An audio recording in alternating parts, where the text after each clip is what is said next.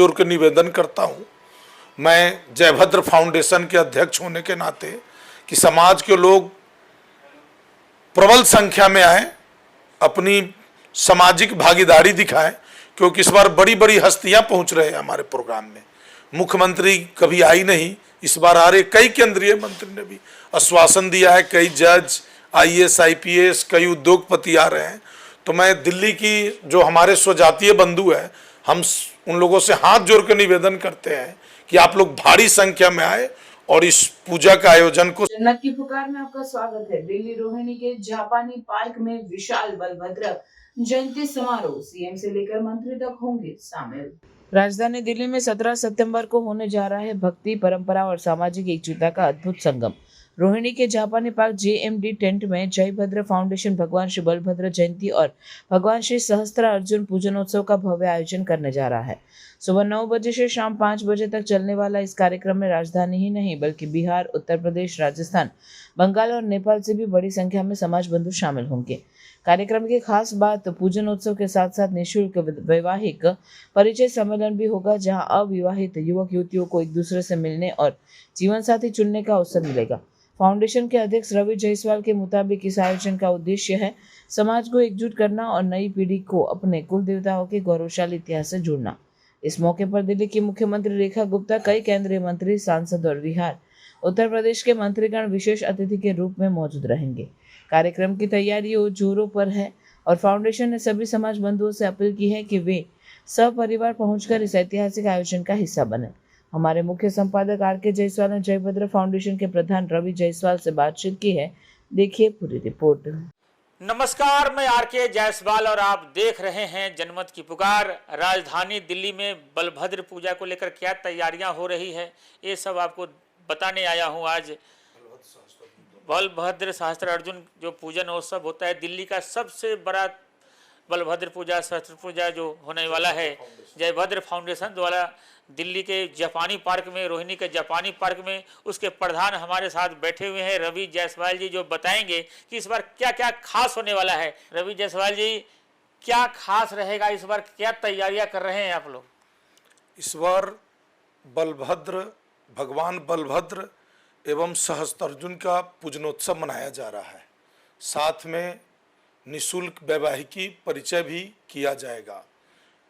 भव्य रूप में वैवाहिकी परिचय सम्मेलन होगा, जिसकी मुख्य अतिथि श्रीमती रेखा गुप्ता, जो दिल्ली के मुख्यमंत्री हैं, वो भी हैं।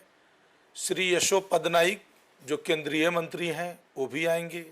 पूर्व सांसद रमा देवी, वर्तमान सांसद संजय जायसवाल जी, बिहार के पूर्व उप मुख्यमंत्री तारकिशोर प्रसाद जी, दिल्ली के स्पीकर ब्रिजेंद्र गुप्ता जी, और भी कई गणमान्य लोग पहुंच रहे हैं।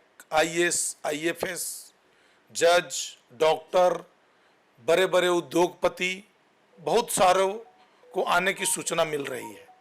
तो इस बार जो हमारा पूजा होगा वो हम लोग जापानी पार्क जेएमडी टेंट में करने के लिए निश्चय किया है। इसको लेकर क्या क्या तैयारियां शुरू की गई है, कितने लोगों की पहुंचने की उम्मीद है? लगभग 2000 से अधिक लोगों की पहुंचने की उम्मीद है, क्योंकि पिछली बार हमारी संख्या 1800 थी। हमारा हॉल भी छोटा था, इस बार मेरा हॉल भी बड़ा है और हमने जापानीज पार्क में रखा है। तो हमारे रोहिणी पीतमपुरा में बहुत बड़ी जगह है और दिल्ली का जापानीज पार्क किसी परिचय का मोहताज नहीं है, अपने आप में बहुत बड़ी और प्रचलित जगह है। तो वहाँ ऑटोमेटिक लोग ज़्यादा आएंगे, 2000-2500 लोग आएंगे। अगर हम बात करें भीड़ और सुरक्षा को लेकर के, तो इसको कैसे आप लोग मैनेज करेंगे? काफ़ी लोग बता रहे हैं कि यहाँ पहुँचेंगे, उसको सुरक्षा और भीड़ को कैसे संभालेंगे आप लोग? हम लोगों ने परमिशन लिया है दिल्ली पुलिस से। दिल्ली पुलिस भी सुरक्षा करेगी। हमारे खुद के संस्था के कई सारे वॉलंटियर होंगे और हमने प्राइवेट गार्ड्स वगैरह भी रखा हुआ है, क्योंकि मुख्यमंत्री आ रही है तो उनका सुरक्षा तो बनता है। कौन कौन से यहाँ पे सांस्कृतिक कार्यक्रम आयोजित किए जाएंगे? भजन होगा, जो हर साल हमारे यहाँ बच्ची हैं, आर्य समाज से आती है, वो भजन गाती है, तो उनका भी है। और हमारे समाज के ही कुछ लोग हैं, उनका भी सांस्कृतिक कार्यक्रम रहता है। क्या महत्व है इस बलभद्र पूजा का जो आप लोग इतने जोरों शोरों से करते हैं, हर साल करते हैं? क्या मान्यताएं हैं बलभद्र पूजा को लेकर? देखिए, जब हम प्रदेश से दूसरे जगह जाते हैं तो सामाजिक एकता के लिए इस पूजा का, पूजनोत्सव का आयोजन किया जाता है। जब हम अपने घर से निकलते हैं तो हमारा तो पहचान होता नहीं, सामाजिक पहचान। तो सामाजिक पहचान बनाने के लिए ऐसे आयोजन किया जाता है। हम एक दूसरे से मिलते हैं, हमारे समाज के कौन लोग कहाँ बैठे हैं, तो इस वजह से इस पूजा को पूजन किया जाता है, सामाजिक पहचान बनाने के लिए। जायसवाल जी, मुख्यमंत्री जी पहली बार आ रही हैं इस कार्यक्रम में, क्या क्या मांग रखने वाले हैं मुख्यमंत्री जी से आप लोग? देखिए, मुख्यमंत्री जी से तो हम कहेंगे हमारे समाज, जो हमारा जायसवाल समाज है, हमें उचित भागीदारी मिले।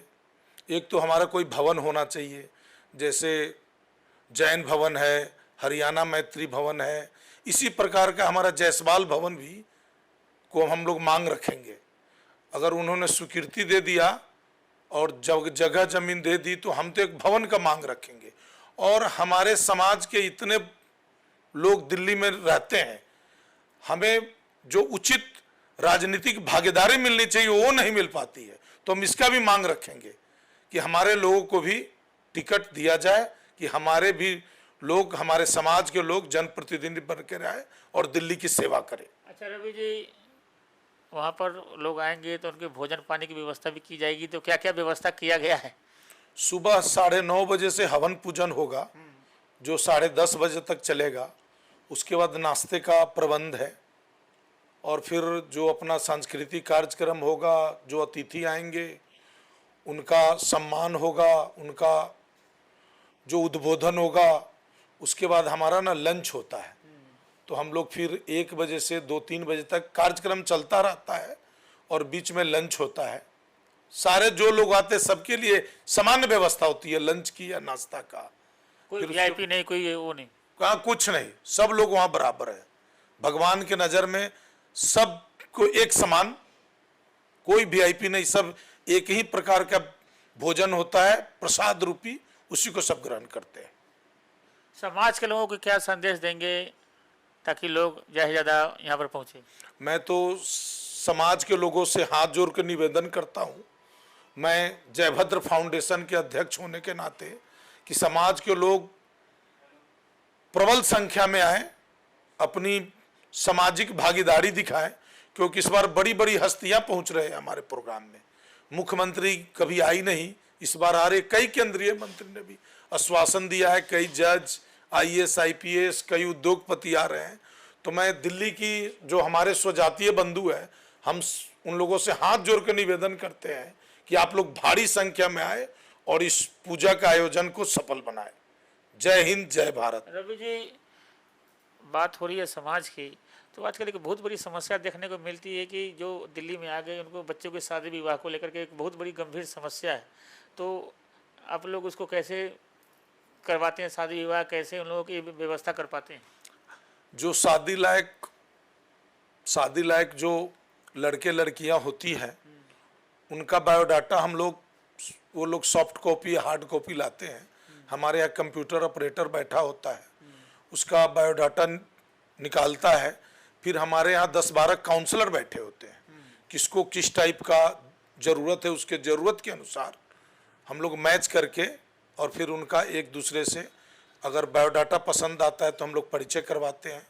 कुछ बच्चे ऐसे होते हैं जो मंच से जा कर के अपना परिचय देना चाहते हैं, तो उनको मंच से भी, ऐसा भी हमारा साधन है कि मंच से भी जा कर के वो अपना परिचय देते हैं।